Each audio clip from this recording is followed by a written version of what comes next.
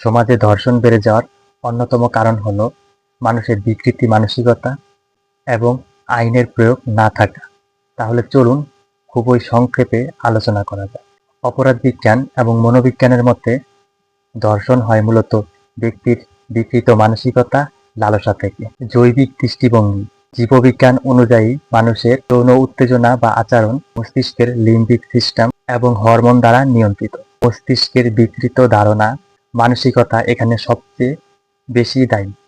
মনোবিজ্ঞানীদের মতে অধিকাংশ ধর্ষণ করা নিজের আধিপত্য বিস্তারের কারণে হয়ে থাকে। বিবর্তনীয় বিজ্ঞানের কিছু তত্ত্বে বলা হয়েছে মানুষের অপরাধ প্রবণতা আদিম প্রবৃত্তির একটি অংশ হতে পারে। শিক্ষার অভাব: পর্নোগ্রাফিতে আসক্ত, তবে নৈতিক শিক্ষা, সভ্যতা এবং আইনগত কাঠামো ভেঙে পড়লে এ ধরনের অপরাধের প্রবণতা বেশি দেখা যায়। বৈজ্ঞানিকভাবে ধর্ষণের মূল কারণ হিসেবে দেখানো হয়েছে অপরাধীর বিকৃত মানসিকতা, কুপ্রথা এবং রাষ্ট্রের আইনি কাঠামোগত দুর্বলতা। সমাজকে ধর্ষণ থেকে মুক্ত করতে হলে নৈতিক শিক্ষা, সভ্যতা এবং জ্ঞান চর্চা গুরুত্বপূর্ণ ভূমিকা পালন করবে।